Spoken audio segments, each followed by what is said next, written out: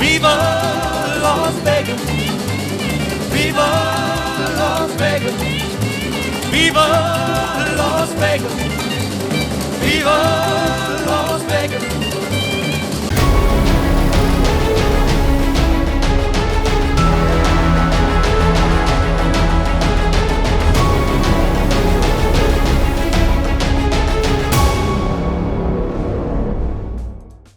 What's up? It's Kris, the Drone Geek, and welcome to another episode of Let's Talk Drones. Let's Talk Drones is brought to you by the Droning Company. Now, we're not going to get into all the particulars of our title card sponsor with the Droning Company because there's going to be plenty of the Droning Company on today's video. Before we do get to today's video, though, I want to just tease you with a little something.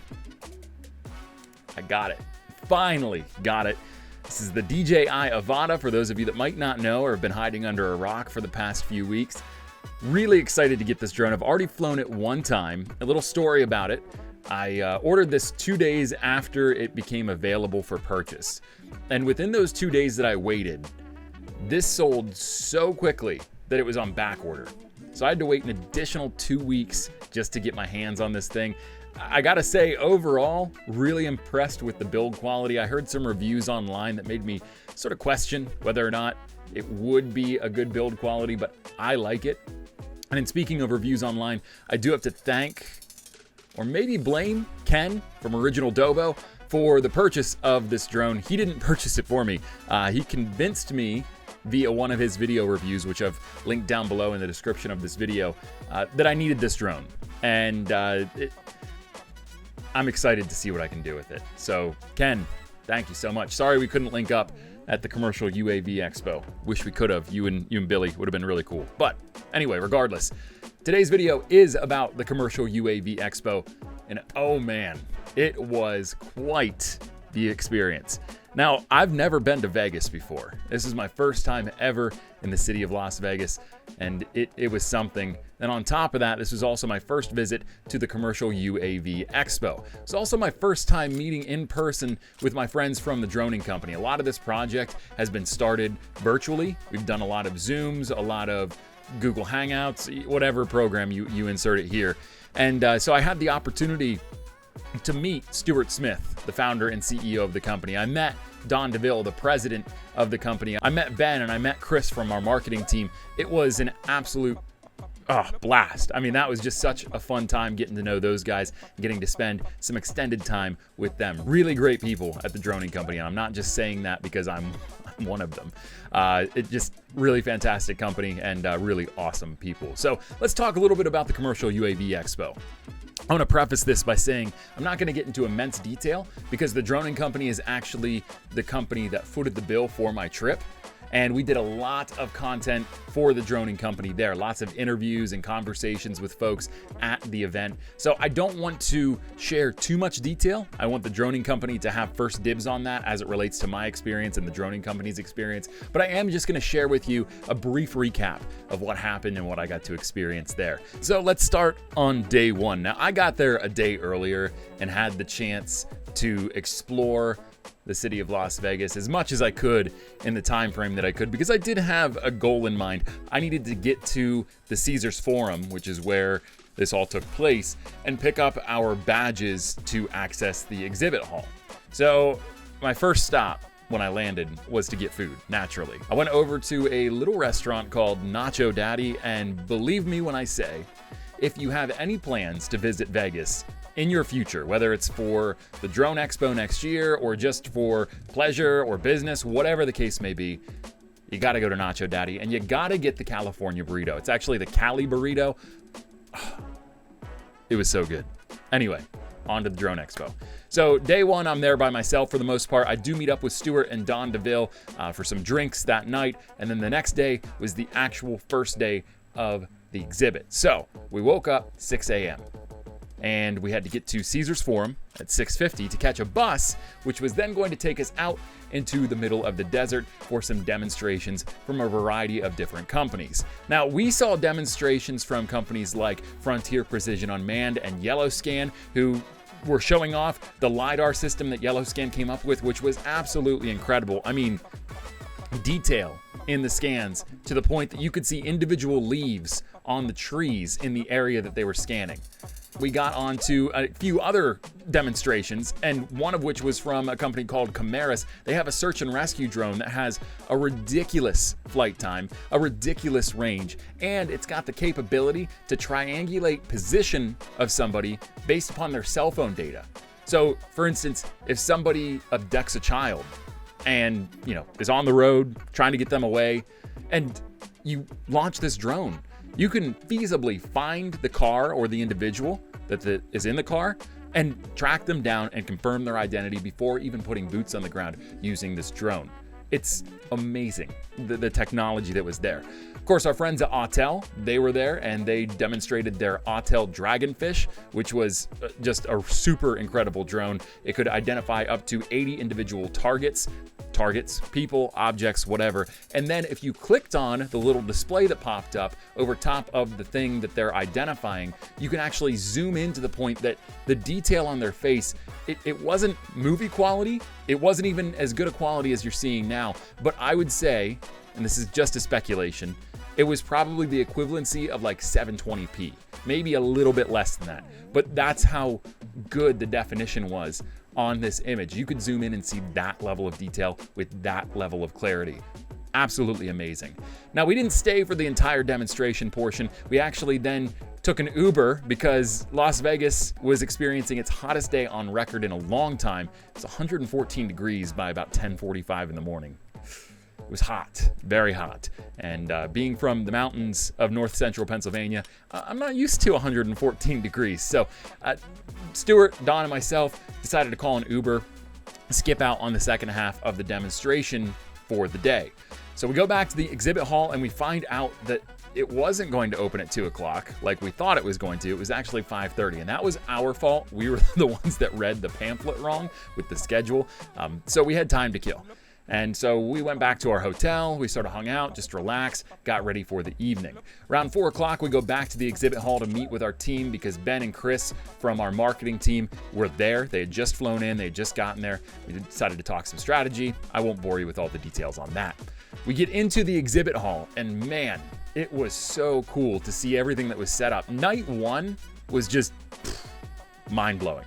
And we didn't even really scratch the surface. I mean, we got to talk to a few different companies. Off the top of my head, we got to talk to Flyability, which had this really cool drone that was built into like an orb, so you could fly it down in like sewers or tight spaces and not have to worry about the drone crashing because the orb around it protects it. It's not going to hit a wall and flip down and go on its back. It's just going to bounce off the wall. And they showed us this functionality. It was really cool to see that kind of technology being used in person. I've seen tons of videos online, but in person, it was a different experience entirely. We also talked to the CEO of a company called Ag Eagle, which was a really cool agricultural drone company. Just awesome solutions for agriculture with unmanned platforms. We didn't really get to walk around too much through the show. We did get to speak with Fritz Reber the first night and talk to him a little bit about Skydio and some of the solutions that they have. Really cool to go over to the Skydio booth, and they were actually giving out socks with the Skydio logo and little Skydio drones all over it. It was probably the most unique giveaway that they had at the entire show was the socks. It was cool. So we go back to the room, get a good night's sleep. Next day is the big one. So our whole purpose was to give these companies a platform on our platform to talk a little bit about their initiatives, their goals, and what they're doing at the exhibit. So we went around and we interviewed a bunch of different companies. I mean, we interviewed Autel. John McBride from Autel was absolutely phenomenal in his presentation for the demonstration on day one of the Dragonfish. Talking to him in person, even more fun. I mean, John is he's a character. If you know John McBride from Autel, he's awesome. We also got to speak with a few folks from DJI. We got to speak with people from Sony about the AirPeak drone, and we got to speak to people from Dragonfly. We had the Commander drone there as well as the Heavy Lift drone there. The size of the Heavy Lift drone was just mind-blowing. I mean, it was like bigger than me, and I'm 6'3". My wingspan's like 6'4"-ish, and the fact this drone was bigger than me was absolutely crazy. Standing next to it, I felt tiny. We talked to some other drone companies that you might not know about, but I think you should get familiar with. The first one was Brink Drones. Now, Brink Drones had this awesome drone. It's like It's not a security drone. That's sort of simplifying it too much. It's more like a tactical drone is how I think they termed it, and how I would probably best term it too. So what this drone is it's giving SWAT teams, military teams, anybody that's responsible for tactical operations like breaching a situation with maybe some hostages or enemy forces, whatever the case may be, it gives them eyes and ears in that situation without having to actually put human lives at risk. And the way that it does it is, first and foremost, it has an apparatus on it that breaks windows. And the purpose of this is to break a window and be able to breach into a little area that might be closed off to the responding force without having to use an explosive charge, which might escalate a situation. So being able to do it without the use of explosive charges really helps to mitigate some risk when it comes to escalation of some sort of dangerous situation. The other thing that was really cool about this drone is it has a microphone on it as well as a speaker. So you can actually have two-way communication with the people in the situation as well as the people that are responding to the situation that are off-site. So a SWAT team could send this drone in and be able to talk to somebody that might be holding people hostage, or might be able to talk to somebody that's in distress and be able to hear what's going on their end too. What I thought was even cooler though was the 10-hour perch time. So what that means is the drone can be landed with the motors off and stay on with the camera on with a live feed, as well as the microphone and the speaker again with a live feed for up to 10 hours. Bonkers. Absolutely bonkers when you consider how useful that might be. You land the drone, and then you're able to have a two-way communication with somebody without putting your own personnel at risk. I know I've gone on about this drone for a few minutes now, but it was just maybe one of the most innovative pieces of search and rescue and emergency response drone technology that I saw at the entire show. It was super impressive. I can't thank Brett Kanda and his team enough for sitting with us and talking with us and telling us a little bit more about their drone. Remember, that's Brink Drones. Definitely go check them out. Very cool solution. We also spoke to a company called Fruity Shoots. Now, Fruity Shoots develops a parachute system for drones. It's not so straightforward though. So you can't just go and buy a Fruity Shoot for your Mavic or for your Phantom or for your Inspire. No, they actually custom design solutions depending upon the type of drone that you have and what best fits the need for your drone. It's definitely more geared towards enterprise and commercial style drones, but really, I wanted to talk about Fruity Shoots a bit because the Engelgaus, it's a family-owned company. It's a father and his daughters are sort of the faces of the company. I don't know what the whole operation looks like, but it was really nice to meet them and talk to them a little bit about their product. I think it's very unique. For folks that have those enterprise and commercial drones, it's not so simple as just doing a DJI Care refresh. Sometimes you either have to get insurance or you just fly without insurance.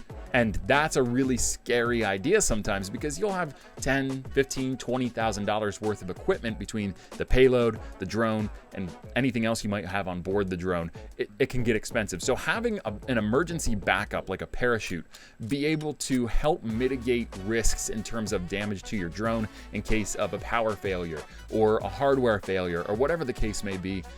Super, super great peace of mind with that. Fruity Shoots. Really cool name too.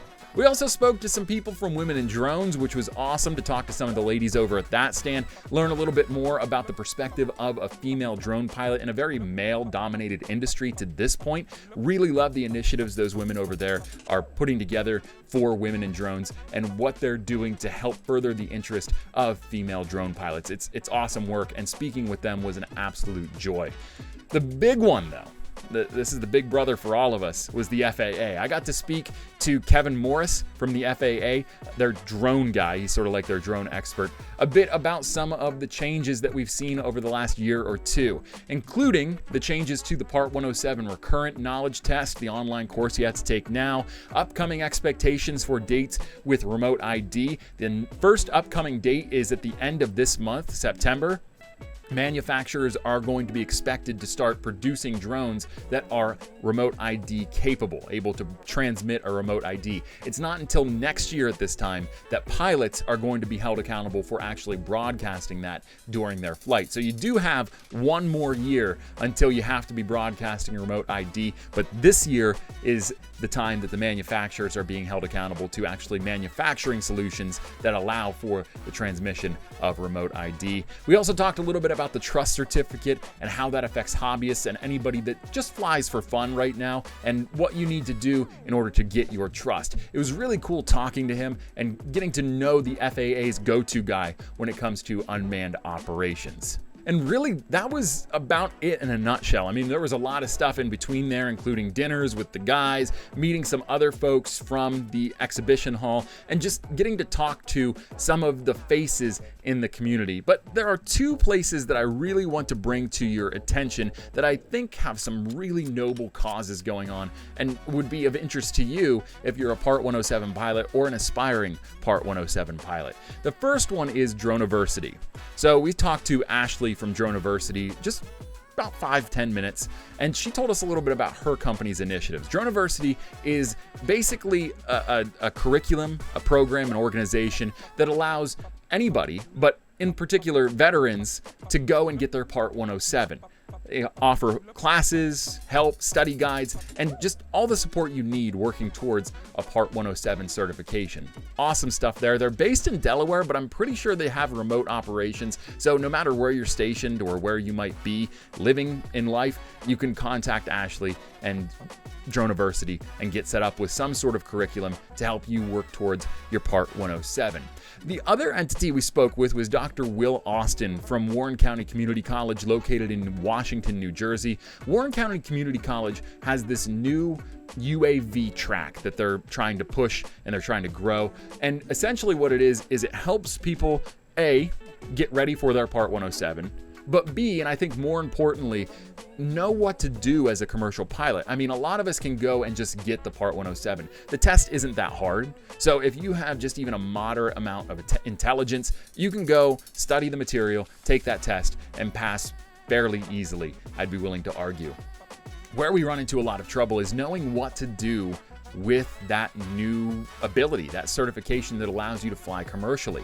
A lot of people just think they're gonna fly drones, and quite frankly, that's probably the biggest mistake you could make, because drones aren't the business, they're a tool within the business. And that's a piece of advice that I'd love to pass on to more people. I fell for the idea of being able to fly drones just for a living. I didn't realize all of the different ways you could use drones and how particular you needed to be in terms of your focus with those drones in order to grow your business. So whether it's photography, video, mapping, surveying, inspections, whatever the case may be, thermals, search and rescue, whatever, Warren County Community College has fleshed out a curriculum that can help you figure out not only why you use drones, but how to use them in that application. And their program was so convincing to me that I'm considering signing up in the very near future here to expand some of my knowledge base when it comes to how to use drones and how to use them well. Not just use them, but use them well in a way that I can actually benefit clients that are looking for a particular type of service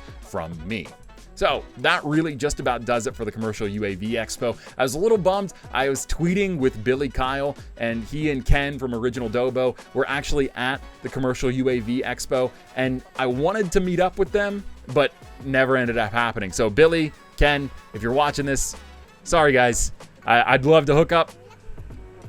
Not hook up. I'd love to link up and maybe fly some drones in the future, especially you, Billy. You're not that far from me, man. Philadelphia, that's easy. We can make that happen. If you liked this video, hit the thumbs up button down below. If you really liked this video and you love drone content, whether it's content about drones, shot by drones, shot for drones, make sure you hit that subscribe button if you haven't already. I'm not gonna throw the graph in your face, but the majority of you watching this probably aren't subscribed according to the graph that I can see on my analytics. So if you haven't, please subscribe. It helps me out a lot, gets this channel out into the algorithm to more people just like you, drone enthusiasts, drone pilots, and it's gonna help our channel grow so we can do cooler and cooler stuff. Maybe get it monetized to be able to reinvest money back into the channel and make it what it could truly be, what it has the potential to be. But I need your help. If you haven't already, this is your second reminder, hit that subscribe button. It helps me out a lot. Remember, keep your eye on the Droning Company's YouTube channel. I've got that link down below in the sponsor links section. There's going to be tons of interviews and content from the Commercial UAV Expo going up in the next few days and weeks. So make sure you've got your eyes on that. Really good stuff there. And of course, check out Alejandra's channel as well. And coming up soon, remember, we've got the DJI AVATA. We're going to be doing some videos, some review videos on the flight experience, on the video resolution, all the different things that have to do with the nuances of the DJI AVATA. We're not going to do any unboxings or anything like that. I feel like those are a dime a dozen at this point. And even the reviews, we're not going to get into the very broad reviewing because, again, so many people have done it already. Let's talk about the things that people aren't talking about. We'll also be doing some how-tos because there are some nuances with this drone that I think are really important to know before you buy or right after you buy and what you can expect from the drone. Until next time, I'm Kris, the Drone Geek, and I am out of here.